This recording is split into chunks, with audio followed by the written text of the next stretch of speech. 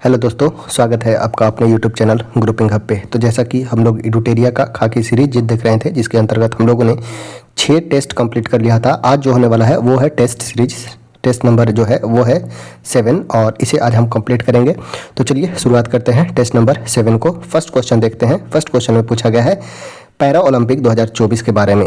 Para Olympic 2024 यह कहाँ हुआ था? तो यह पेरिस में हुआ था। ठीक है, पेरिस पैरा ओलंपिक 2024 में भारत ने कुल कितने पदक जीते? तो भारत 29 पदक प्राप्त किया। भारत ने 29 पदक प्राप्त किया पैरा ओलंपिक में। ठीक है, पैरा ओलंपिक में 29 पदक के साथ रैंक रहा है वो रहा है 18th रैंक। ठीक है, 29 पदक प्राप्त किया और 18वां रैंक रहा है। ठीक है, भारत का पैरा ओलंपिक 2024 में कुल 29 पदक प्राप्त हुए, 18वां रैंक रहा। उद्घाटन समारोह में ध्वजवाहक थे सुमित अंतिल और भाग्यश्री। एशिया में पहली बार पैरा ओलंपिक का आयोजन 1964 में टोक्यो जापान में हुआ था। ठीक है, और अंतिम बार 2020 में भी टोक्यो में ही आयोजित हुआ। पैरा ओलंपिक की पहली बार आयोजन 1960 में रोम में किया गया था। पैरा ओलंपिक का ओलंपिक और पैरा ओलंपिक 2024 का आयोजन पेरिस में किया गया। ठीक है, नेक्स्ट है सौभाग्य योजना का संबंध किससे है? तो सौभाग्य योजना आर्थिक तौर पर कमजोर परिवारों को निःशुल्क बिजली कनेक्शन देने से है। सौभाग्य योजना प्रधानमंत्री सहज बिजली हर घर योजना सौभाग्य, जिसे 25 सितंबर 2017 को प्रधानमंत्री नरेंद्र मोदी द्वारा लॉन्च की गई है। इस योजना के तहत ग्रामीण क्षेत्र के सभी परिवार यानी कि एपीएल और बीपीएल तथा शहरी क्षेत्रों के गरीबी रेखा के नीचे रहने वाले परिवार को मुफ्त बिजली कनेक्शन उपलब्ध करवाना था। सौभाग्य योजना का लक्ष्य था आर्थिक तौर पर कमजोर परिवारों को निःशुल्क बिजली कनेक्शन प्रदान करना। नेक्स्ट है क्वेश्चन नंबर है 3। कौन ब्रिक्स का सदस्य नहीं है? अगर बात किया जाए ब्रिक्स का तो BRICS, ठीक है, ब्राजील, रसिया, इंडिया और चाइना और साउथ अफ्रीका, ये सभी मेंबर थे। साउथ अफ्रीका बाद में 2010 में बनता है। हाल ही में 5 देशों ने ब्रिक्स का सदस्यता ग्रहण किया है। तो इसमें से कौन सा सदस्य नहीं है? तो वो हो जाएगा ब्रिटेन। ब्रिटेन ब्रिक्स का सदस्य नहीं है। देखते हैं ब्रिटेन ब्रिक्स का सदस्य नहीं है। ब्रिक्स राष्ट्र ब्रिटेन नहीं है। ब्रिक्स की औपचारिक स्थापना 2006 में, उस समय 4 सदस्य देश थे, ब्राजील, रूस, इंडिया और चाइना। सन 2010 में दक्षिण अफ्रीका में शामिल होने के बाद इसके नाम में BRICS के नाम से जाना लगा।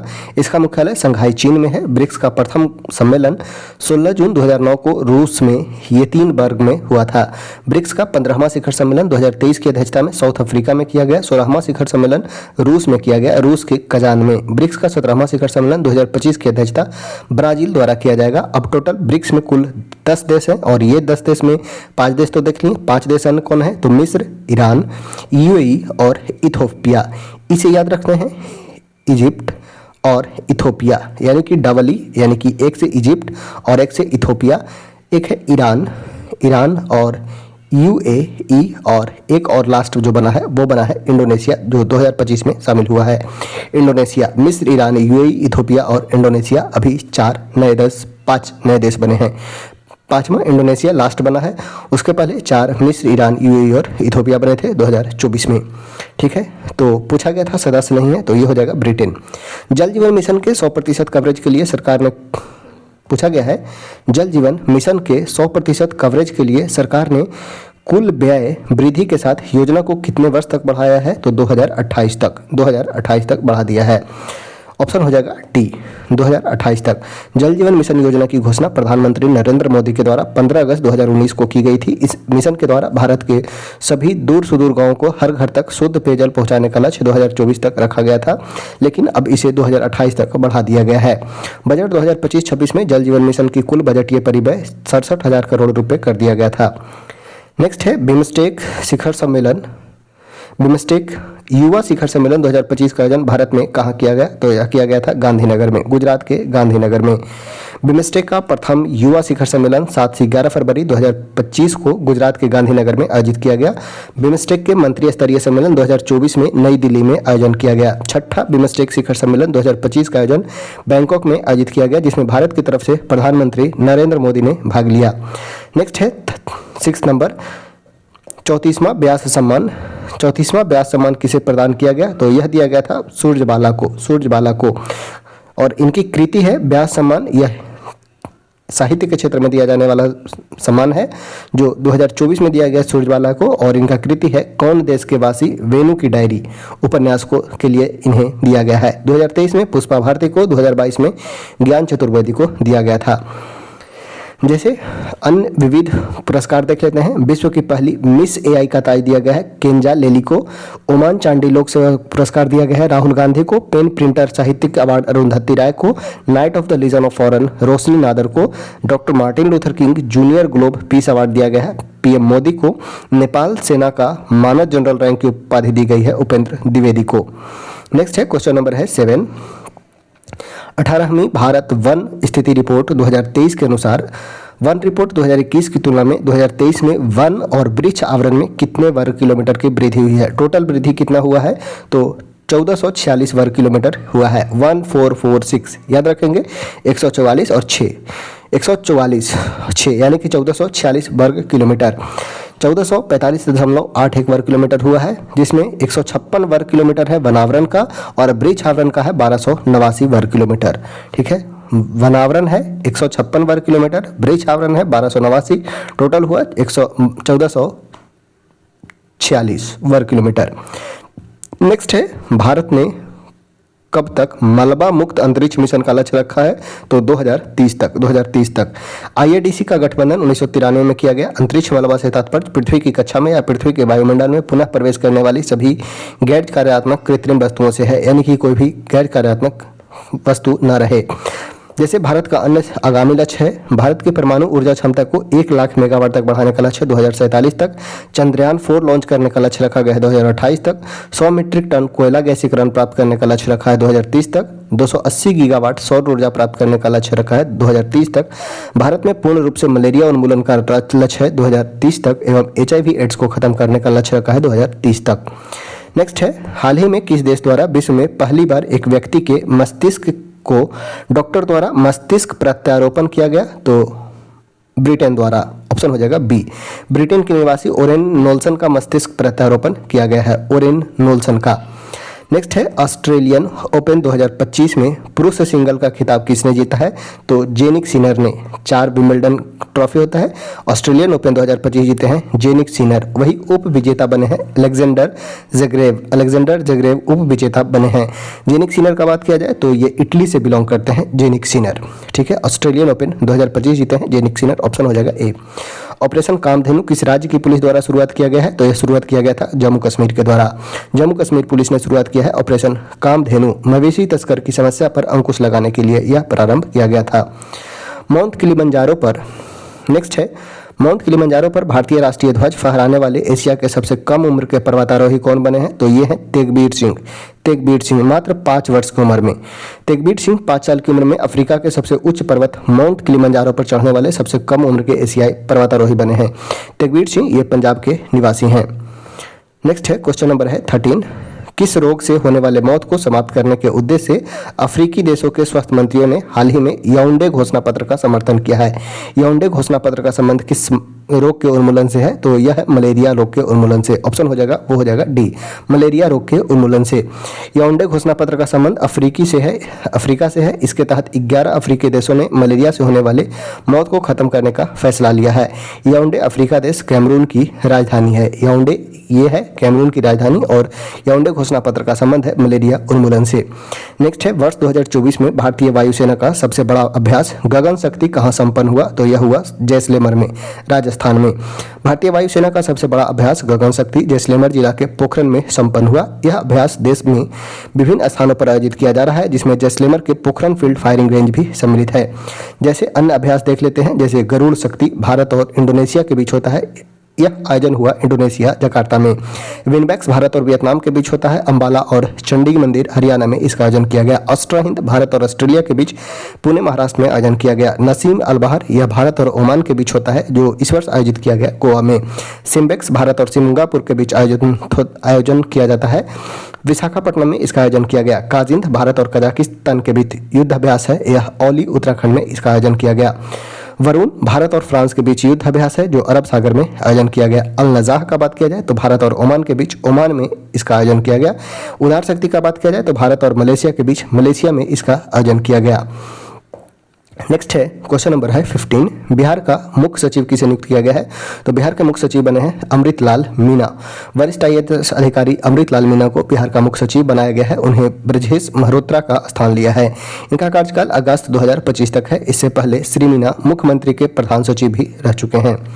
नेक्स्ट है, हाल ही में किस राज्य की विधानसभा ने एंटी रेप बिल 2024 पास किया है? तो यह पास किया गया था पश्चिम बंगाल के राज्य के द्वारा। पश्चिम बंगाल ने एंटी रेप बिल पास किया है, जिसे Aparajita women and child bill 2024 नाम दिया गया है। इसका मकसद Paschim Bangal criminal law and amendment bill में बदलाव कर रेप और यौन शोषण के मामले में महिलाओं बच्चों की सुरक्षा को बढ़ाना है।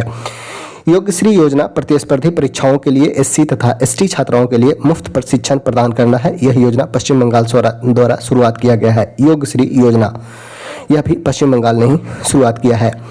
नेक्स्ट है, भारत का पहला जनरेशन बीटा बेबी बॉय किस राज्य में पैदा हुआ? तो यह पैदा हुआ मिजोरम में। ऑप्शन हो जाएगा, वो हो जाएगा बी, मिजोरम में। 2025 के आगमन पर भारत को इसी पीढ़ी का पहला बच्चा नए साल के दिन मिजोरम में आइजोल में मिला। जनरेशन बीटा को ऑस्ट्रेलिया भविष्यवादी मार्क मैकडर्डल ने गढ़ा था, जो जनरेशन अल्फा के बाद की पीढ़ी को संदर्भित करता है।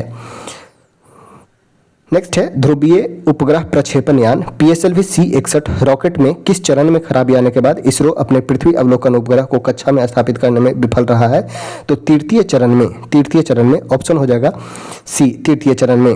भारतीय अंतरिक्ष अनुसंधान संगठन ने आज आंध्र प्रदेश के श्रीहरिकोटा के ध्रुवीय उपग्रह प्रक्षेपण यान PSLV C-61 के जरिए पृथ्वी अवलोकन उपग्रह EOS-9 को प्रक्षेपित किया है। इसमें EOS-9 मिशन पूरा नहीं हो सका क्योंकि तीसरे चरण के दौरान इसमें कुछ तकनीकी समस्या आई।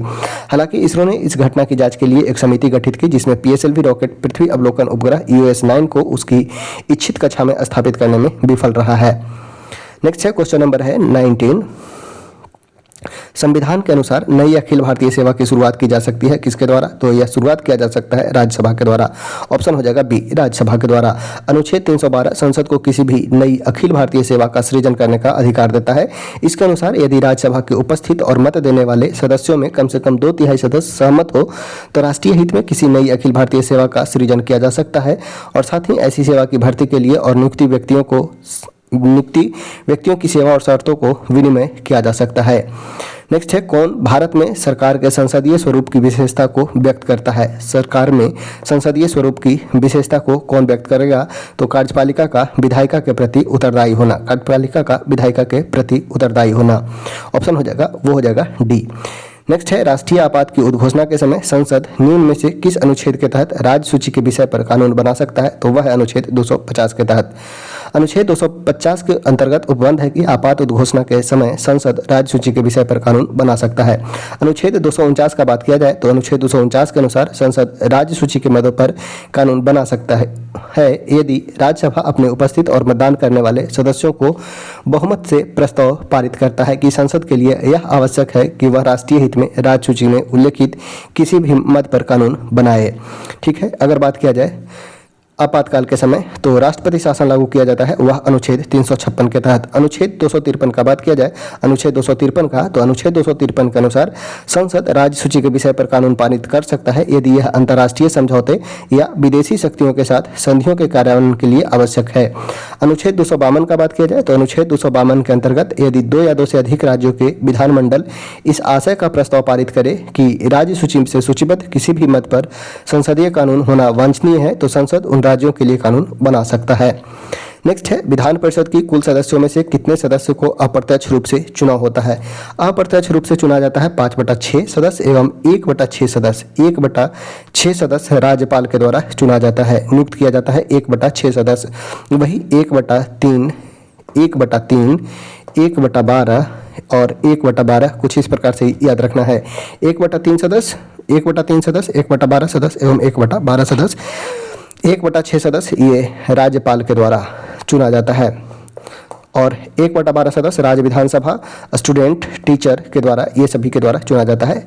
इस प्रकार से इनका राज्य विधानसभा का, विधान परिषद का सीटों का आवंटन है। 1/3 सदस्य विधानसभा के सदस्यों द्वारा। देखते हैं, विधान परिषद के कुल सदस्यों में से 5/6 सदस्यों को अप्रत्यक्ष रूप से चुनाव होता है और 1/6 को राज्यपाल नामित करता है। विधान परिषद के सदस्यों की नियुक्ति अप्रत्यक्ष चुनाव और नामांकन के माध्यम से किया जाता है। अनुच्छेद 171 विधान परिषद की संरचना के बारे में बताता है। ऐसी परिषद वाले राज्य की विधान परिषद में सदस्यों की कुल संख्या उस राज्य की विधानसभा में सदस्यों की कुल संख्या के 1/3 से अधिक नहीं होगी। किसी राज्य की विधान परिषद में सदस्यों की कुल संख्या किसी भी स्थिति में 40 से कम नहीं होगा, 40 से कम नहीं होगा। ठीक है। नेक्स्ट है क्वेश्चन नंबर है 23। केंद्रीय और प्रांतीय विधान परिषद में सदस्यों को अनुपूरक प्रश्न पूछने का अधिकार कब मिला था? तो यह दिया गया था 1909 में। भारत परिषद अधिनियम 1909, जिसे मार्ले-मिंटो सुधार के भी नाम से जाना जाता है। पूरक प्रश्न पूछने का अधिकार दिया गया था 1909 में। बजट पर बहस करने का अधिकार दिया गया था 1892 के एक्ट के तहत। पूरक प्रश्न 1909 में एवं केंद्र बजट को राज्य बजट से अलग किया गया। यह किया गया था 1919 में। ठीक है, 1919 में। नेक्स्ट है प्राण एवं दैहिक स्वतंत्रता। प्राण एवं दैहिक स्वतंत्रता के अधिकार का वर्णन संविधान के किस अनुच्छेद में है? तो अनुच्छेद 21 में प्राण एवं दैहिक स्वतंत्रता का वर्णन किया गया है। प्राण एवं दैहिक स्वतंत्रता का वर्णन अनुच्छेद 21 में किया गया है। ऑप्शन हो जाएगा, वो हो जाएगा सी। प्राण एवं दैहिक स्वतंत्रता का संरक्षण 20 में अपराधों के लिए दोष सिद्ध के संबंध में संरक्षण है, अनुच्छेद 20 में। 22 में बात किया जाए तो कुछ दशाओं में गिरफ्तारी और निरोध से संरक्षण है, 22 में। 23 में है मानव दुर्व्यापार और बलात् श्रम का निषेध है, 23 में। 24 में है बाल श्रम का निषेध।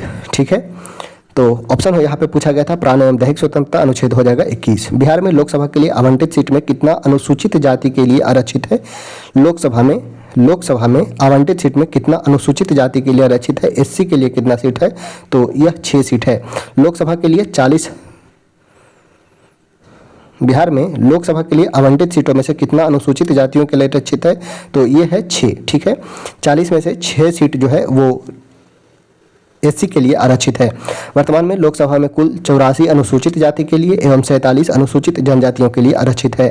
बिहार में अनुसूचित जनजातियों के लिए आरक्षित सीट है गया, समस्तीपुर, हाजीपुर, जमुई, गोपालगंज और सासाराम।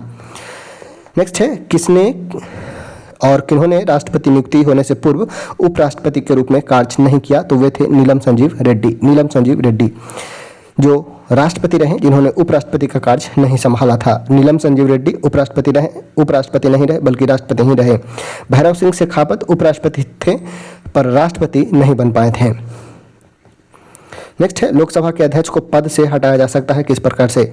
लोकसभा के अध्यक्ष को पद से किस प्रकार से हटाया जा सकता है? तो लोकसभा के सभी सदस्यों के द्वारा बहुमत पारित प्रस्ताव द्वारा, लोकसभा के सभी सदस्यों के बहुमत से पारित प्रस्ताव द्वारा लोकसभा के अध्यक्ष को हटाया जा सकता है। लोकसभा के अध्यक्ष को सदन के सभी सदस्यों द्वारा बहुमत से पारित एक प्रस्ताव द्वारा हटाया जा सकता है। अनुच्छेद 93 लोकसभा के अध्यक्ष और उपाध्यक्ष की नियुक्ति का प्रावधान करता है। लोकसभा अध्यक्ष के चुनाव की तिथि राष्ट्रपति द्वारा निर्धारित की जाती है। यहाँ यह ध्यान दिया जाना चाहिए, जब भी लोकसभा भंग होता है अध्यक्ष अपना पद खाली नहीं करता है और नवनिर्वाचित लोकसभा की बैठक प्रारंभ होने तक अपना पद पर बना रहता है। नेक्स्ट है क्वेश्चन नंबर है 28। अविश्वास प्रस्ताव के संदर्भ में कौन सा कथन सही है? अविश्वास प्रस्ताव यह विपक्षी पार्टी के द्वारा सत्ता पक्ष के विरुद्ध लाया जाता है। यदि यह लोकसभा में पारित हो जाए तो मंत्रिपरिषद को त्याग पत्र देना आवश्यक है नहीं। यदि अविश्वास प्रस्ताव के संबंध में पूछा गया है कौन सा कथन सही है, तो लोकसभा को इसे स्वीकार करने का कारण बताना आवश्यक नहीं है। यह सही हो जाएगा, लोकसभा को इसे स्वीकार करने का कारण बताना आवश्यक नहीं है। अविश्वास प्रस्ताव लोकसभा में सरकार के विरुद्ध लाया जाता है। प्रस्ताव के समर्थन के लिए 50 सदस्यों की सहमति आवश्यक है। लोकसभा में इसे स्वीकार करना का कारण बताना आवश्यक नहीं है। यह सिर्फ पूरे मंत्रिपरिषद के विरुद्ध लाया जा सकता है। यदि यह लोकसभा में पारित हो जाए तो मंत्रिपरिषद को त्यागपत्र देना पड़ता है। नेक्स्ट है कौन सा जोड़ा सुमेलित नहीं है? डेंगू बुखार यह अरबो वायरस के कारण होता है, बिल्कुल सही है। प्लेग यह अर्सेनिया पेस्टिस के कारण होता है। सिफिलिस का कारण होता है ट्राइचूरिया नहीं बल्कि सिफिलिस यह ट्राइचूरिया के द्वारा नहीं बल्कि सिफिलिस है ट्रेपनोमा प्लैडियम के कारण। ट्रेपनोमा प्लैडियम जीवाणु के कारण होता है, तो ऑप्शन सी सुमेलित नहीं है। मलेरिया प्लाज्मोडियम वाइवैक्स के कारण होता है, तो ऑप्शन सी जो है सुमेलित नहीं है। नेक्स्ट है सुनहरा चावल या गोल्डन राइस भविष्य की ट्रांसजेनिक फसल है। इसका प्रमुख लक्षण क्या है? तो सुनहरा चावल में विटामिन ए की उच्च मात्रा होती है। ट्रांसजेनिक चावल, सुनहरा चावल में विटामिन ए की उच्च मात्रा होती है। भविष्य की ट्रांसजेनिक फसल गोल्डन राइस में विटामिन ए की उच्च मात्रा होती है। 1990 के दशक के अंत में 2 यूरोपीय वैज्ञानिक ने डैफोडिल से बीटा कैरोटीन युक्त राइस जीन को प्रवेशित करके गोल्डन चावल को विकसित किया था। गोल्डन राइस ओराइजा स्ट्राइवा की एक किस्म है। गोल्डन राइस में बीटा कैरोटीन के होने के कारण ही इसका रंग सुनहरा पीला होता है। गोल्डन राइस विकसित करने हेतु प्रयुक्त जीन है PSY डैफोडिल से प्राप्त, CTRL बैक्टीरिया से प्राप्त एवं LCY धान की किस्मों में उपस्थित होता है। नेक्स्ट है क्वेश्चन नंबर है 31। कठोर साबुन क्या है? तो कठोर साबुन उच्च वसीय अम्लों के सोडियम लवण होते हैं। उच्च वसीय अम्ल के सोडियम लवण, ऑप्शन है डी। कठोर साबुन उच्च वसीय अम्लों के सोडियम लवण है। मृदु साबुन उच्च वसीय अम्लों के पोटेशियम लवण होते हैं। याद रखना है, कठोर साबुन जो होते हैं उच्च वसीय अम्लों के सोडियम लवण होते हैं एवं मृदु साबुन उच्च वसीय अम्लों के पोटेशियम लवण होते हैं। संश्लेषित अपमार्जक एरोमेटिक एवं एलिफेटिक सल्फोनिक अम्ल के सोडियम लवण का मिश्रण होता है। साबुन के अपेक्षा अपमार्जक में आर्द्रता ग्राही गुण अधिक होता है। नेक्स्ट है कौन सा उचित विकल्प का चयन करना है? ग्रेव्स रोग। ग्रेव्स रोग किसके कारण होता है? तो यह थायराइड ग्रंथि के कारण होता है, थायराइड ग्लैंड के कारण होता है ग्रेव्स रोग। डायबिटीज मेलिटस, यह होता है अग्नाशय के कारण। अग्नाशय में तो डायबिटीज मेलिटस अग्नाशय के बीटा कोशिकाओं में इंसुलिन के कम स्रावन के कारण होता है डायबिटीज मेलिटस। डायबिटीज इंसिपिडस का बात किया जाए तो डायबिटीज इंसिपिडस पश्चवर्ती यानी कि पिट्यूटरी ग्रंथ से ADNA के कम स्रावन के कारण होता है, यानी कि यह हो जाएगा पीयूष ग्रंथि के कारण। एडिसन रोग का बात किया जाए तो एडिसन रोग एड्रिनल कॉर्टेक्स से हार्मोन के कम स्रावन के कारण होता है। एड्रिनल कॉर्टेक्स एडिसन रोग एड्रिनल कॉर्टेक्स के हार्मोन के कम स्रावन के कारण होता है एडिसन रोग। तो ऑप्शन हो जाएगा 2, 4, 1, 3, यानी कि ऑप्शन हो जाएगा बी 2, 4, 1, 3। नेक्स्ट है क्वेश्चन नंबर है 33। साइकस। साइकस क्या है? तो साइकस सबसे बड़ा पुमांग है। साइकस सबसे बड़ा पुमांग है साइकस। लोडोसिया का बात किया जाए तो लोडोसिया सबसे बड़ा फल है। लोडोसिया सबसे बड़ा फल है। रेफ्लेसिया का बात किया जाए तो रेफ्लेसिया सबसे बड़ा पुष्प है। रेफ्लेसिया। आर्किड का भी बात किया जाए तो आर्किड सबसे छोटा बीज है। आर्किड सबसे छोटा बीज है। तो ऑप्शन हो जाएगा 4, 2, 3 और 1। ऑप्शन हो जाएगा ए। नेक्स्ट है 34। एक डाउन सिंड्रोम बालक में लिंग गुणसूत्र कौन होगा? तो बालक में वो लिंग गुणसूत्र होगा, वो होगा XY। ऑप्शन हो जाएगा सी XY। डाउन सिंड्रोम बालक में लिंग गुणसूत्र XY होता है। डाउन सिंड्रोम के शिशु में 21वें जोड़े के गुणसूत्र 2 के बजाय 3 गुणसूत्र वाले होते हैं। इस सिंड्रोम से पीड़ित बच्चे में त्वचा खुरदरी, जीभ मोटी, मुख खुला एवं तिरछी पलकें होते हैं। डाउन सिंड्रोम में बालिका में लिंग गुणसूत्र XX होता है। नेक्स्ट है प्रकाश संश्लेषण की प्रक्रिया में पौधे किस ऊर्जा का उपयोग करते हैं? तो सौर ऊर्जा का प्रयोग करते हैं। प्रकाश संश्लेषण, इसका फॉर्मूला है 6CO2 + 6H2O। ग्लूकोज बनाएगा प्लस ऑक्सीजन हमें बाई प्रोडक्ट के रूप में मिलेगा। प्रकाश संश्लेषण की प्रक्रिया में पौधे सौर ऊर्जा का उपयोग करते हैं। प्रकाश संश्लेषण सिर्फ हरे पौधे एवं कुछ जीवाणु में घटित होने वाली वह क्रिया है जिससे पौधे हरे भाग सौर ऊर्जा को ग्रहण कर वायुमंडल से CO2 एवं भूमि से अवशोषित H2O के द्वारा कार्बोहाइड्रेट का निर्माण करते हैं। इस प्रक्रिया में ऑक्सीजन एवं जल सहायक उत्पादक के रूप में निष्कासित होते हैं। प्रकाश संश्लेषण की क्रिया 2 अवस्था होती है, एक प्रकाश रासायनिक एवं रासायनिक प्रकाशहीन प्रक्रिया। पौधे सूर्य के प्रकाश में भोजन के रूप में स्थिर रहते हैं। प्रकाश संश्लेषण की क्रिया एक उपचयन एवं अपचयन यानी कि रिडॉक्स रिएक्शन है। जल का उपचयन ऑक्सीजन के बनने में तथा कार्बन डाइऑक्साइड का उपचयन शर्करा के निर्माण में होता है। नेक्स्ट है दलहन पौधे की जड़ों की गांठों में पाए जाने वाले बैक्टीरिया किसका निर्माण करते हैं? दलहन पौधों की जड़ों की गांठों में पाए जाने वाले बैक्टीरिया किसका निर्माण करते हैं? तो नाइट्रोजन से नाइट्रेट का निर्माण करते हैं। नाइट्रोजन से नाइट्रेट का। दलहनी पौधे की जड़ों की गांठों में पाए जाने वाले बैक्टीरिया नाइट्रोजन से नाइट्रेट का निर्माण करते हैं। दलहनी पौधे के गांठों में राइजोबियम और बैक्टीरिया पाया जाता है जो वायुमंडलीय नाइट्रोजन को नाइट्रेट में बदलते हैं। नाइट्रोजन से नाइट्रेट का परिवर्तन होता है। ऑप्शन हो जाएगा वो हो जाएगा बी। नेक्स्ट है किस हार्मोन का बंद होना तुरंत मासिक धर्म का कारण होता है? तो वह है progesterone hormone. Progesterone hormone. Option हो जाएगा वो हो जाएगा सी। नेक्स्ट है 38।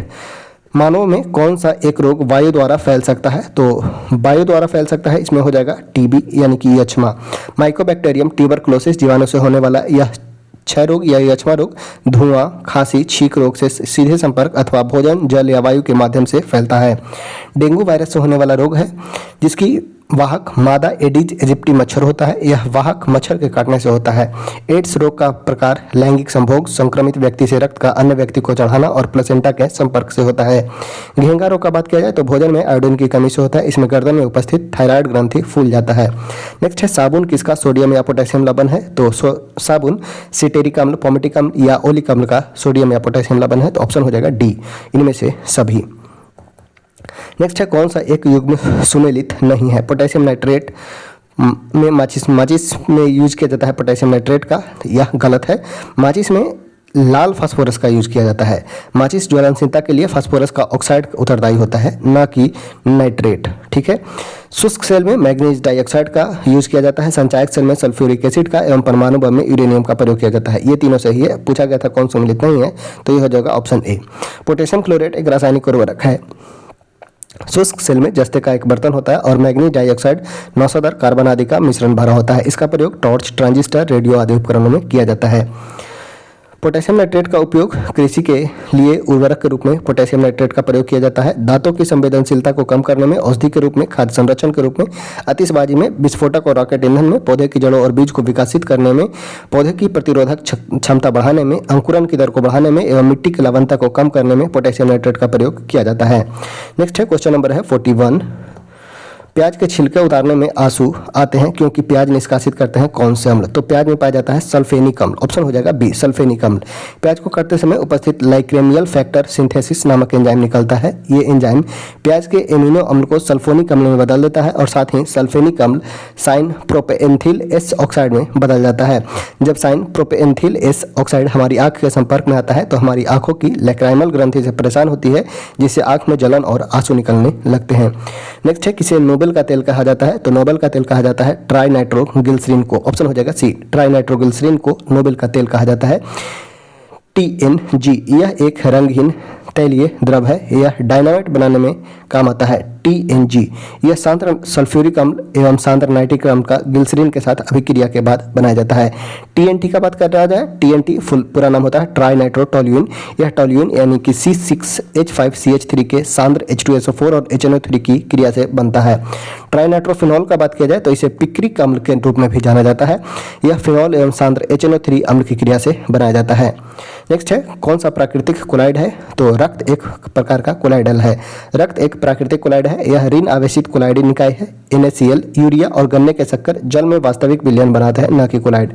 रक्त सोल कोलाइड है। रक्त में ध्रुव में ठोस का परिक्षेपण होता है। यह एक संयोजी उत्तक है। यह शरीर को पोषक पदार्थ तथा ऑक्सीजन पहुंचाने का कार्य करता है, रक्त। नेक्स्ट है क्वेश्चन नंबर है 44। मुक्त रूप से गति करने वाले वस्तु का उदाहरण इनमें से कौन सा हो जाएगा? तो यह हो जाएगा समरूप त्वरित गति, समरूपीय त्वरित गति। मुक्त रूप से गति करने वाले वस्तु का उदाहरण है। यदि वस्तु के वेग में बराबर समांतर में बराबर परिवर्तन हो रहा हो तो उसका त्वरण एक समान कहलाता है। जब कोई वस्तु किसी वृत्ताकार मार्ग पर गति करती है तो उसकी गति को वृत्तीय गति कहा जाता है। स्वतंत्र अवस्था में एक समान गति के लिए किसी बल की आवश्यकता नहीं होती है। शून्य में स्वतंत्र रूप से गिरने वाली वस्तु का समान त्वरण होता है। किसी ऊंचाई से पृथ्वी की स्वतंत्रता पूर्वक गिर रही वस्तु का वेग क्रमशः बढ़ते जाता है। नेक्स्ट है किसी पदार्थ की ऊष्माधारिता अनंत है। किसी पदार्थ की ऊष्माधारिता अनंत है, इसके कहने का तात्पर्य क्या है? तो ताप में कोई भी परिवर्तन नहीं होता है, चाहे ऊष्मा ली जाए अथवा छोड़ी जाए। ऊष्माधारिता अनंत है यानी कि ताप में कोई परिवर्तन नहीं होगा यदि ऊष्मा ली जाए या छोड़ी जाए तो ऑप्शन हो जाएगा, वो हो जाएगा सी। नेक्स्ट है गति के दौरान किसी कार के टायर में वायु दाब क्या होगा? तो वायु दाब यानी कि एटमॉस्फेरिक प्रेशर बढ़ जाता है। गति के दौरान किसी कार के टायर में वायु दाब बढ़ जाता है। गति के दौरान टायर के अंदर आयतन नियत रहता है किंतु वायु का ताप बढ़ जाता है और नियत ताप पर गेलुसाक के नियम के अनुसार प्रेशर डायरेक्टली प्रोपोर्शनल होता है टेम्परेचर के, अतः वायु के ताप में वृद्धि के कारण टायर के अंदर दबाव भी बढ़ेगा। बॉयल्स लॉ कहता है P इन्वर्सली प्रोपोर्शनल होता है V के एट कांस्टेंट टेम्परेचर। चार्ल्स का नियम बतलाता है V डायरेक्टली प्रोपोर्शनल होता है T के एट कांस्टेंट प्रेशर। एवोगाड्रो नियम बतलाता है समान ताप एवं दाब पर किसी गैस के समान आयतन में अणु या परमाणु की संख्या नियत रहती है, यानी कि V डायरेक्टली प्रोपोर्शनल होता है N के। और इसी से हम लोग निकाले थे PV = nRT, समान गैस नियम। नेक्स्ट है कौन सा क्रम विद्युत चुंबकीय स्पेक्ट्रम में आवृत्ति यानी कि फ्रीक्वेंसी के बढ़ते क्रम में है? तो बढ़ते क्रम में इनमें से सबसे अधिक होगा वो होगा गामा किरणें का, उसके कम होगा एक्सरे, अवरक्त किरण और माइक्रो तरंग। तो ऑप्शन हो जाएगा डी, माइक्रो तरंग, अवरक्त किरण, एक्स किरण और गामा किरण। तो ऑप्शन हो जाएगा वो हो जाएगा डी।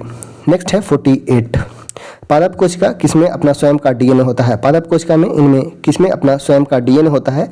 तो माइटोकॉन्ड्रिया एवं क्लोरोप्लास्ट में। ऑप्शन हो जाएगा वो हो जाएगा सी, माइटोकॉन्ड्रिया एवं क्लोरोप्लास्ट में खुद का डीएनए होता है। तो पादप कोशिका एक प्रकार की यूकैरियोटिक कोशिका होती है जिसकी विशेषता झिल्ली द्वारा संलग्न विभिन्न प्रकार का अंग होता है। नाभिक में कोशिका का जीनोमिक डीएनए होता है। विशेष रूप से माइटोकॉन्ड्रिया और क्लोरोप्लास्ट दोनों अद्वितीय डबल झिल्ली अंग हैं जिनमें नाभिक में स्थित परमाणु डीएनए से अलग अपना डीएनए होता है।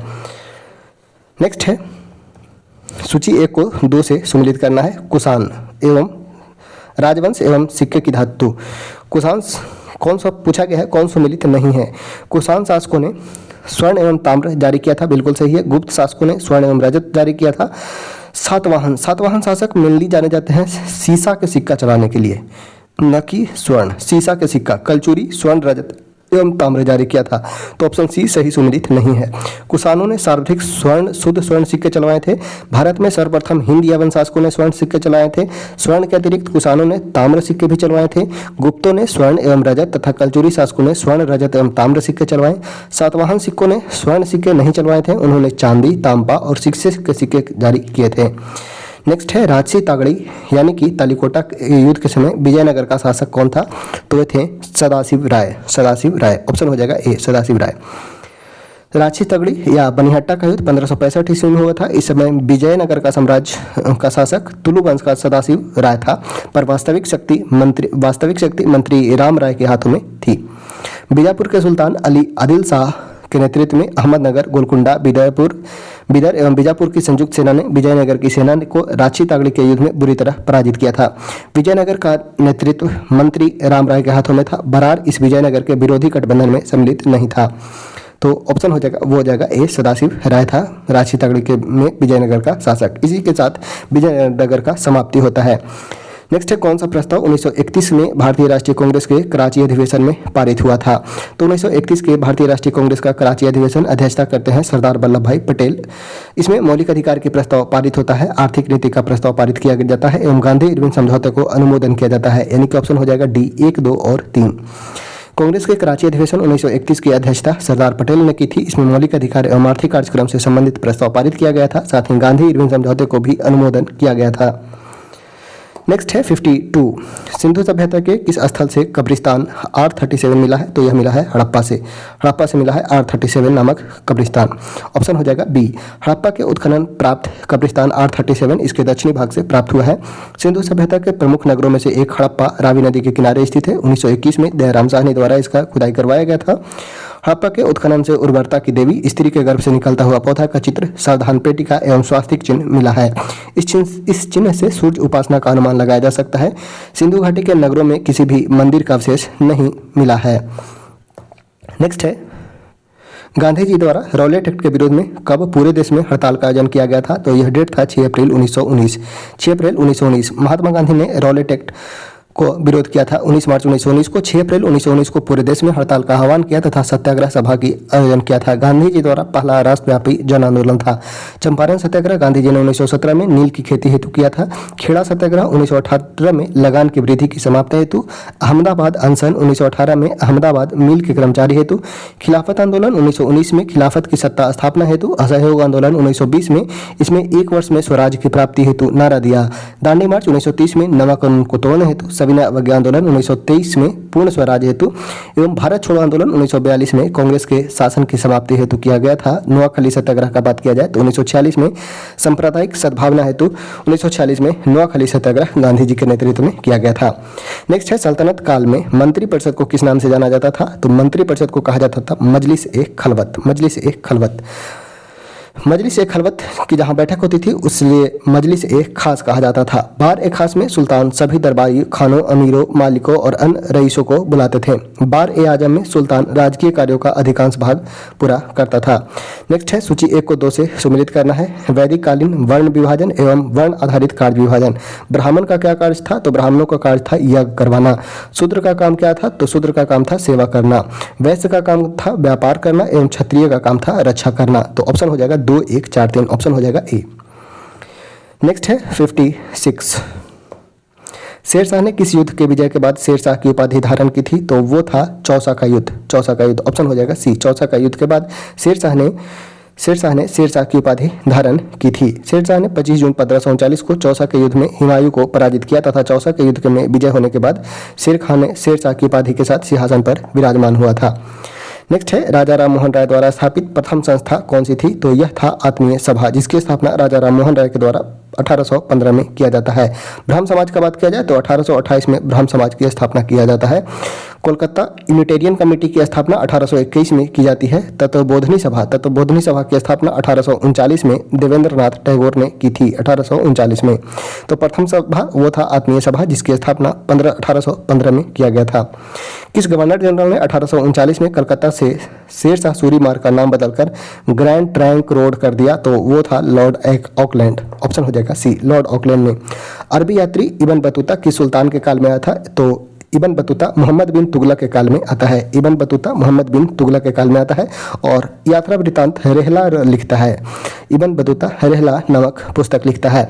मोहम्मद बिन तुगलक के काल में उत्तर अफ्रीका एक अरब यात्री इब्न बतूता भारत आया और यहाँ के निवासियों को जीवन का विस्तार से इन्होंने अपना बुक रेहला में वर्णन किया है। नेक्स्ट है, भारत छोड़ो आंदोलन के समय इंग्लैंड के पीएम कौन थे? तो विंस्टन चर्चिल थे। ऑप्शन हो जाएगा डी, विंस्टन चर्चिल।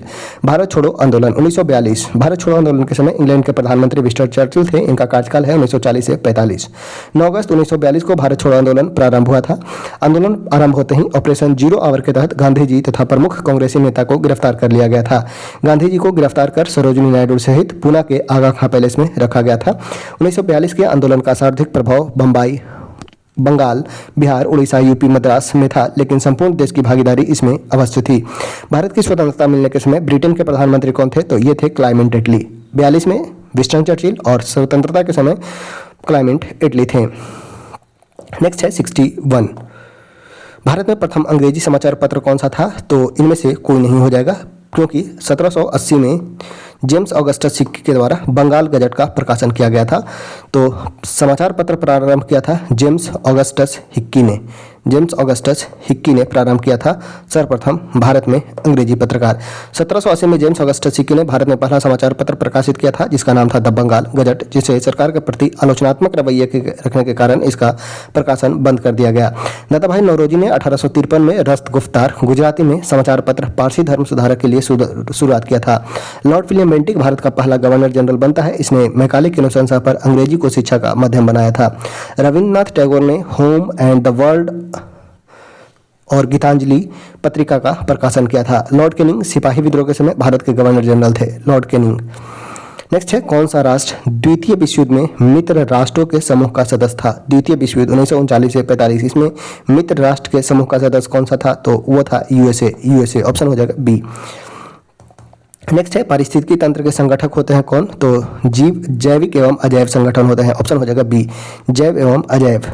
ऑप्शन हो जाएगा, वो हो जाएगा बी।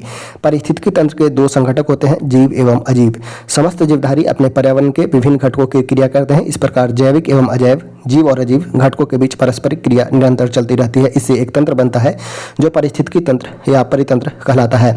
इकोलॉजी शब्द का प्रयोग सर्वप्रथम अर्नेस्ट हैकल ने 1866 में किया था। हैकल द्वारा निर्मित ओकियोलॉजी नामावली का ग्रीक भाषा के दो शब्दों से हुआ, जिसका है ओकियोस जिसका अर्थ होता है रहने का स्थान, एवं लोगोस का मतलब है अध्ययन। आगे चलकर ओकियोलॉजी को इकोलॉजी कहा जाने लगा। 1935 में ब्रिटिश पारिस्थितिकीविद आर्थर टांसले ने पारिस्थितिकी तंत्र शब्द गढ़ा था। यूजिन ओडेम ने के अनुसार पारिस्थितिकी प्राकृतिक की संरचना एवं प्रक्रिया का अध्ययन है। ठीक है, नेक्स्ट है, आवृत्ति के आधार पर भारत में मुख्यतः भूकंप संभावित क्षेत्र स्थित है कहाँ? तो हिमालय और कच्छ के क्षेत्र में। हिमालय और कच्छ के क्षेत्र में। ऑप्शन हो जाएगा, वो हो जाएगा बी। आवृत्ति के आधार पर भारत में भूकंप संभावित क्षेत्र स्थित है हिमालय और कच्छ के क्षेत्र। भूकंप का अध्ययन सिस्मोलॉजी कहलाता है। भूकंपीय तरंगों को सिस्मोग्राफ नामक यंत्र द्वारा रेखांकित किया जाता है। सभी भूकंपीय तरंगों का वेग अधिक घनत्व वाले पदार्थों में से गुजरने पर बढ़ जाता है तथा कम घनत्व वाले पदार्थों में से गुजरने पर घट जाता है। केवल पी तरंग ही पृथ्वी के केंद्रीय भाग से होकर गुजर सकता है, परंतु वह उनका वेग कम हो जाता है। ये तरंगें ठोस, द्रव और गैस तीनों माध्यम से होकर गुजरती है। वही इस तरंग का बात किया जाए तो केवल ठोस माध्यम से गुजरता है, द्रव में नहीं गुजर सकता है। एल तरंग सबसे धरातल के पास से चलती है एवं सबसे अधिक हानिकारक होता है। नेक्स्ट है, तुमलापाली खदान, जिसे दुनिया का सबसे बड़ा यूरेनियम का भंडार माना जाता है, यह कहाँ स्थित है? यह स्थित है आंध्र प्रदेश में। ऑप्शन हो जाएगा डी, आंध्र प्रदेश में।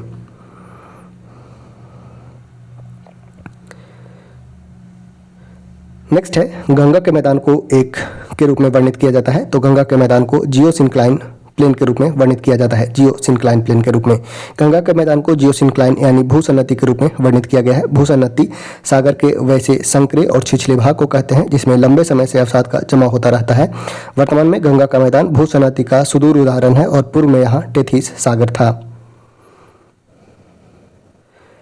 नेक्स्ट है कौन सी जल संधि अमेरिका और रूस को अलग करता है। अमेरिका और रूस को कौन सी जल संधि अलग करता है, तो वह है बेरिंग जल संधि। बेरिंग जल संधि, जल संधि समुद्र के ऐसे तंग या संकरे मार्ग को कहते हैं जो दो बड़े समुद्रों को जोड़ता है, उसे जल संधि कहा जाता है। प्रमुख जल संधियाँ जैसे देखते हैं फमोसा जल संधि, यह चीन और ताइवान को जोड़ता है।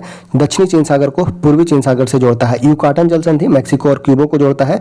मैक्सिको की खाड़ी को कैरेबियन सागर से, कुक स्ट्रेट न्यूजीलैंड में स्थित है, तस्मान सागर को दक्षिणी प्रशांत महासागर से कनेक्ट करता है। हडसन जल मरुमध्य का बात किया जाए तो बफिन द्वीप और उगावा प्रायद्वीप को कनेक्ट करता है हडसन की खाड़ी और लेब्राडोर सागर से। जिब्राल्टर की खाड़ी स्पेन और मोरक्को के बीच स्थित है। अटलांटिक महासागर और भूमध्य सागर को कनेक्ट करता है। बेरिंग स्ट्रेट अमेरिका और से एशिया को पृथक करता है। आर्कटिक महासागर और पूर्वी प्रशांत महासागर को पूर्वी प्रशांत महासागर से कनेक्ट करता है। बास्पोरस जल मरुमध्य का बात किया जाए तो यूरोप को एशिया से विभाजित करता है एवं काला सागर को मरमरा सागर से कनेक्ट करता है। नेक्स्ट है वर्षा जल संचयन किसके लिए फायदेमंद है।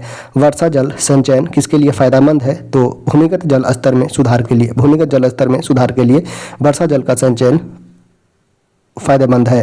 वर्षा जल के संग्रहण, भंडारण, संवहन और शुद्धिकरण द्वारा वर्षा जल के संरक्षण के लिए उपयोग की जाने वाली सरल प्रक्रिया या तकनीक है।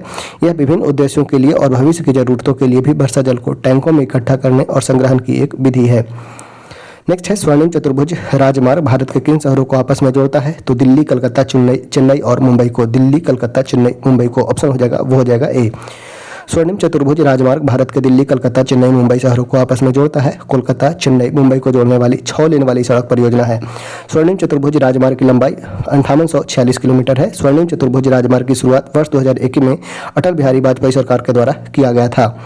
नेक्स्ट है सूची 1 को 2 से सम्मिलित करना है। कॉफी बोर्ड कहाँ है, तो यह बेंगलुरु में है। रबर बोर्ड का बात किया जाए तो यह कोट्टायम में है।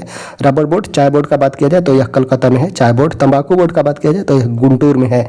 तो ऑप्शन हो जाएगा 1, 3, 4 और 2। 1, 3, 4 तो ऑप्शन हो जाएगा, वो हो जाएगा बी। नेक्स्ट है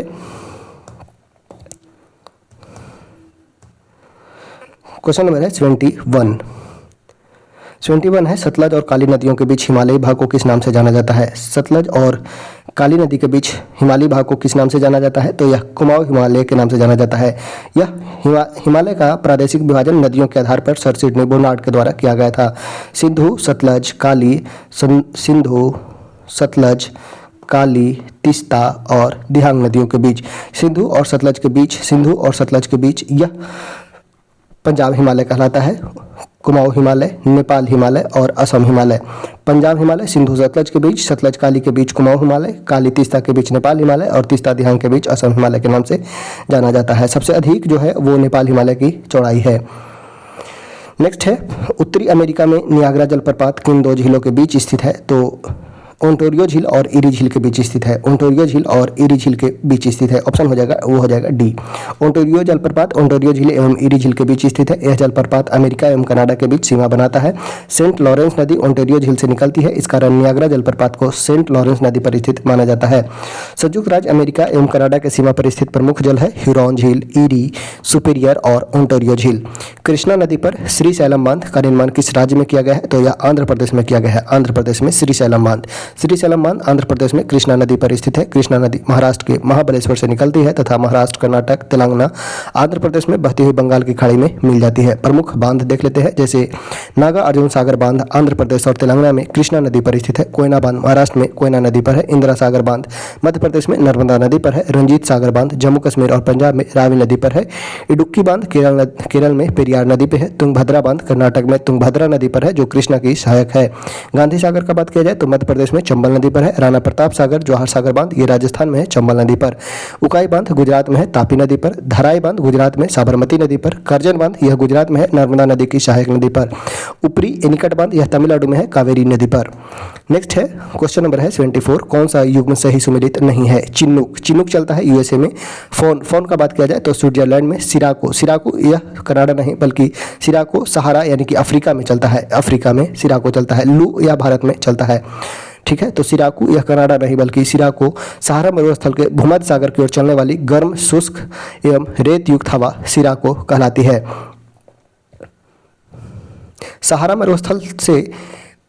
मरुस्थल से इटली की ओर बहने वाली सिराको हवा रेत युक्त होती है तथा भूमध्य सागर से गुजरने के क्रम में नमी धारण करने के बाद इटली में वर्षा कराती है। रेत कणों के कारण वर्षा की बूंदें लाल हो जाती है, इस कारण इन स्थानों पर इसे रक्त वर्षा के नाम से भी जाना जाता है। नेक्स्ट है क्वेश्चन नंबर है 75, बिहार की नदी गंगा, बिहार में गंगा नदी में दक्षिण दिशा में मिलने वाली नदी में कौन नहीं है? पूछा गया है कौन नदी नहीं है जो दक्षिण में मिलता है। तो कर्मनासा, पुनपुन और सोन नदी मिलता है। महानंदा जो है गंगा की सबसे लास्ट सहायक नदी है जो उत्तर की ओर से मिलती है, ठीक है। महानंदा जो है उत्तर की ओर से मिलने वाली सबसे अंतिम सहायक नदी है गंगा की। देखिए ये है हमारा महानंदा रिवर।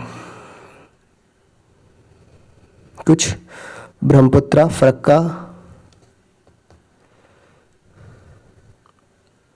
देखिए यहाँ पे जो दिखलाया गया है कोसी के बाद ये आता है हमारा, इधर से आएगा महानंदा रिवर, ठीक है। तो महानंदा रिवर जो है वो दक्षिण नहीं बल्कि उत्तर दिशा से मिलता है। नेक्स्ट है पाइराइट मुख्य रूप से बिहार के किस जिला में पाया जाता है? तो पाइराइट्स पाया जाता है मुख्य रूप से रोहतास जिला में। पाइराइट्स मुख्य रूप से रोहतास जिला में पाया जाता है। पाइराइट्स मुख्य रूप से बिहार के रोहतास जिला में पाया जाता है। खासकर सोन घाटी क्षेत्र में। रोहतास के भीतर अमझोर क्षेत्र पाइराइट भंडार के लिए प्रमुख क्षेत्र है। बिहार में भारत के पाइराइट संसाधन का एक महत्वपूर्ण हिस्सा है। देश के पाइराइट्स अयस्क उत्पादन का लगभग 95% बिहार से आता है। नेक्स्ट है कौन सा लॉरेंस वक्र क्या दर्शाता है? तो लॉरेंस वक्र दिखलाता है आय वितरण। आय वितरण को लॉरेंस वक्र के द्वारा दिखलाया जाता है। आय के वितरण की विषमताओं को प्रदर्शित करने वाला वक्र लॉरेंस वक्र कहलाता है। अमेरिकी अर्थशास्त्री मैक्स लॉरेंस द्वारा प्रतिपादित किया गया था। नेक्स्ट है बजट 2025-26 में किसानों के लिए शुरू की गई पीएम धन योजना कौन सी विशेषता नहीं है? तो 2.7 करोड़ किसानों को लाभ, यह विशेषता नहीं है। केंद्रीय वित्त एवं कॉर्पोरेट कार्य मंत्री निर्मला सीतारमण ने 1 फरवरी 2025 को संसद में केंद्रीय बजट 25-26 पेश करते हुए कहा, केंद्रीय बजट में विकास के 4 महत्वपूर्ण इंजन सूक्ष्म, लघु एवं मध्यम उद्योग, निवेश और निर्यात के साथ ही कृषि क्षेत्र के विकास में गति लाने और उत्पादन बढ़ाने का लक्ष्य शामिल है। प्रधानमंत्री धन धान कृषि योजना से देश भर के लगभग 1.7 करोड़ किसानों को लाभ मिलने की उम्मीद है, न कि 2.7 करोड़। 1.7 करोड़ लोग किसानों को इससे लाभ मिलेगा। नेक्स्ट है गरीबी के दुष्चक्र के सिद्धांत का प्रतिपादन किसके द्वारा किया गया था? तो प्रोफेसर रेगनर नेर्क्स के द्वारा। प्रोफेसर रेगनर नेर्क्स के द्वारा। ऑप्शन हो जाएगा, वो हो जाएगा बी। नेक्स्ट है ऐसी मुद्रा जिसका विनिमय दर सरकार द्वारा प्रभावित होता है, यह क्या कहलाता है? तो यह कहलाता है प्रबंधित मुद्रा। प्रबंधित मुद्रा। ऐसी मुद्रा जिसका विनिमय दर सरकार के द्वारा नियंत्रित होता है वह प्रबंधित मुद्रा कहलाती है। जो मुद्रा आसानी से उपलब्ध न हो वह दुर्लभ मुद्रा कहलाता है। भारत में मुद्रा विनिमय दर आरबीआई द्वारा तय किया जाता है। नेक्स्ट है क्वेश्चन नंबर है 81, भारत में उपभोक्ता संरक्षण अधिनियम का पारित हुआ था? तो वर्ष 1986 में उपभोक्ता संरक्षण अधिनियम 1986 में पारित हुआ। इस अधिनियम ने उपभोक्ता को उपभोक्ता अदालतों में प्रतिनिधित्व करने का अधिकार दिया। इसके तहत जिला उपभोक्ता फोरम, राज्य उपभोक्ता संरक्षण परिषद तथा केंद्रीय उपभोक्ता परिषद के आधार पर त्रिस्तरीय अर्ध न्यायिक तंत्र स्थापित किया गया था। इस अधिनियम को अनुसूचित व्यापार प्रथा, माल में दोष और सेवाओं की कमियों की जांच के लिए उपभोक्ता संरक्षण के क्षेत्र में मैग्ना कार्टा के रूप में जाना जाता है। नेक्स्ट है निम्नलिखित युग में कौन सुमेलित नहीं है? गोस्वामी समिति का संबंध औद्योगिक रुग्णता की समस्या से है। जानकी रमन समिति का संबंध शेयर घोटाले की जांच पड़ताल से है। मल्होत्रा समिति का संबंध बीमा क्षेत्र में सुधार से है। वही तारोपार समिति का बात किया जाए तो तारोपार समिति का संबंध है बैंकों में ग्राहक सेवा से। बैंकों में ग्राहक सेवा से संबंध है। तो ऑप्शन हो जाएगा डी, यह सुमेलित नहीं है। नेक्स्ट है फणीश्वर नाथ रेणु का जन्म कहाँ हुआ था? तो फणीश्वर नाथ रेणु का जन्म हुआ था अररिया में। अररिया में ऑप्शन हो जाएगा, वो हो जाएगा सी, अररिया में। नेक्स्ट है फिनलैंड की संसद क्या कहलाती है? तो फिनलैंड की संसद एंडुस्कुंटा कहलाती है। एंडुस्कुंटा ऑप्शन हो जाएगा सी। फिनलैंड की संसद एंडुस्कुंटा कहलाती है। इटली का पार्लियामेंट, भारत का संसद, यूएसए का कांग्रेस, फ्रांस और पाकिस्तान का नेशनल असेंबली, डेनमार्क का फोल्केटिंग, तुर्की का ग्रैंड नेशनल असेंबली, अफगानिस्तान का सोरा, भूटान का तुसांगडू, पोलैंड का सोजेम, इजराइल का नेसेट, ईरान का मजलिस, रूस का डीमा, स्पेन का कोट्स और मिस्र का पीपुल्स असेंबली कहलाता है। यहाँ से एक क्वेश्चन पूछ दिया जाता है और ये बहुत ही इंपॉर्टेंट भी है। ग्रीन पार्क स्टेडियम कहाँ से है, तो यह कानपुर में है और यह क्रिकेट खेल से संबंधित है। ग्रीन पार्क स्टेडियम यह कानपुर में है, क्रिकेट से संबंधित है। ग्रीन पार्क क्रिकेट खेल से संबंधित है। भारत के प्रमुख क्रिकेट स्टेडियम जैसे अटल बिहारी वाजपेयी स्टेडियम, यह लखनऊ यूपी में है। नरेंद्र मोदी स्टेडियम अहमदाबाद में है। अरुण जेटली स्टेडियम, इसका नाम फिरोज शाह कोटला ग्राउंड दिल्ली था, जिसे अरुण जेटली स्टेडियम के नाम से जाना गया। किनन स्टेडियम झारखंड में है। बाराबाती स्टेडियम उड़ीसा में है। फोटोडा स्टेडियम गोवा में है। फोटोडा स्टेडियम का एक अन्य नाम पंडित जवाहरलाल नेहरू स्टेडियम भी है। मोइनुल हक स्टेडियम यह पटना बिहार में है। नेक्स्ट है राष्ट्रीय बालिका दिवस कब मनाया जाता है, तो राष्ट्रीय बालिका दिवस मनाया जाता है 24 जनवरी को राष्ट्रीय बालिका दिवस एवं 11 अक्टूबर को अंतर्राष्ट्रीय बालिका दिवस के रूप में मनाया जाता है।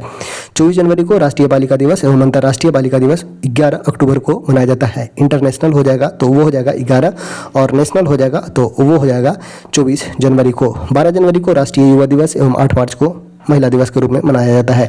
3 जनवरी को राष्ट्रीय बालिका या शिक्षा दिवस के रूप में, 12 जनवरी को राष्ट्रीय युवा दिवस के रूप में, 24 जनवरी को बालिका दिवस में, 25 जनवरी को राष्ट्रीय मतदाता दिवस एवं राष्ट्रीय पर्यटन दिवस के रूप में, 30 जनवरी को शहीद दिवस एवं विश्व कुष्ठ दिवस के रूप में, 8 मार्च को अंतर्राष्ट्रीय महिला दिवस के रूप में, 12 मई को अंतर्राष्ट्रीय नर्स दिवस एवं 7 अगस्त को भाला फेंक एवं राष्ट्रीय हथकरघा दिवस के रूप में, 11 अक्टूबर को अंतर्राष्ट्रीय बालिका दिवस के रूप में मनाया जाता है। नेक्स्ट है क्वेश्चन नंबर है 87। होंडा रूस की राजधानी कहाँ है, तो होंडा रूस की राजधानी है तेगुसिगल्पा। तेगुसिगल्पा ऑप्शन हो जाएगा सी, तेगुसिगल्पा होंडा रूस की राजधानी है। एंकर शब्दावली का उपयोग किस खेल में होता है, एंकर शब्द का संबंध किस खेल से है, तो एंकर शब्द का संबंध है रिले रेस से। ऑप्शन हो जाएगा वो हो जाएगा बी, रिले रेस से। एंकर शब्द का संबंध है रिले रेस से। नेक्स्ट है अंतर्राष्ट्रीय न्यायालय का मुख्यालय कहाँ है, तो अंतर्राष्ट्रीय न्यायालय इंटरनेशनल कोर्ट ऑफ जस्टिस मुख्यालय है द हेग में। ऑप्शन हो जाएगा ए। इंटरनेशनल कोर्ट अंतर्राष्ट्रीय न्यायालय का मुख्यालय नीदरलैंड के हेग में स्थित है, विशेष रूप से पीस पैलेस में। यह संयुक्त राष्ट्र का एकमात्र प्रमुख अंग है जो न्यूयॉर्क शहर में स्थित नहीं है। आईसीजे की स्थापना 1945 में संयुक्त राष्ट्र चार्टर द्वारा की गई थी और इसे 1946 में काम करना शुरुआत किया। नेक्स्ट है स्वर्ण संधि कितने प्रकार के होते हैं, तो यह 5 प्रकार का होता है। ऑप्शन हो जाएगा वो हो जाएगा डी, 5 प्रकार का होता है स्वर्ण संधि।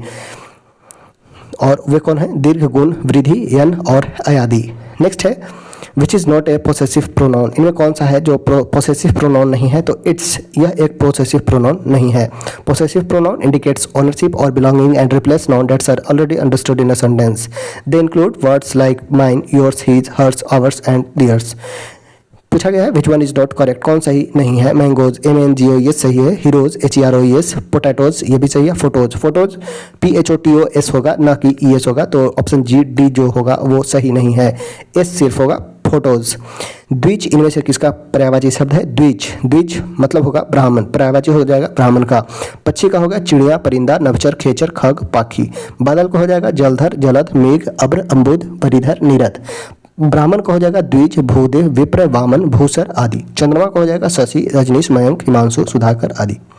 नेक्स्ट है कौन से संत भक्ति के निर्गुण एवं सगुण रूपों में आस्था रखते थे, तो वो थे रामानंद, कबीर के गुरु रामानंद, जो उत्तर भारत में भक्ति आंदोलन का प्रचार प्रसार किया था। उत्तर भारत में भक्ति आंदोलन का प्रचार प्रसार करने का श्रेय रामानंद को जाता है। रामानंद की शिक्षा से 2 संप्रदाय का विकास हुआ, सगुण भक्ति और निर्गुण भक्ति। रामानंद के प्रमुख शिष्य थे कबीर, रविदास, दहन्ना, पद्मावती आदि। नेक्स्ट है विलुप्त संख्या को ज्ञात करना है, तो इनमें से 85 हो जाएगा, वो हो जाएगा सही, ऑप्शन हो जाएगा बी। एक बाग में कुछ बतख और बकरियां हैं, यदि सीरों की संख्या 58 है, संख्या 140 है, बकरियों की संख्या ज्ञात करना है, तो यह हो जाएगा 12, ऑप्शन हो जाएगा ए। 97 का आंसर जो हो जाएगा वो हो जाएगा सी। 98 का बात किया जाए तो 98 का हो जाएगा वो हो जाएगा 4800, ऑप्शन नंबर हो जाएगा ए। 99 हो जाएगा, सीरीज दिया है, आंसर हो जाएगा वो हो जाएगा ए। 33, 36, 100 का बात किया जाए तो इसका आंसर हो जाएगा वो हो जाएगा 16। इस प्रकार से आज हम लोगों ने 100 क्वेश्चन देखा। इसी के साथ इस वीडियो को यहीं पे करते हैं समाप्त।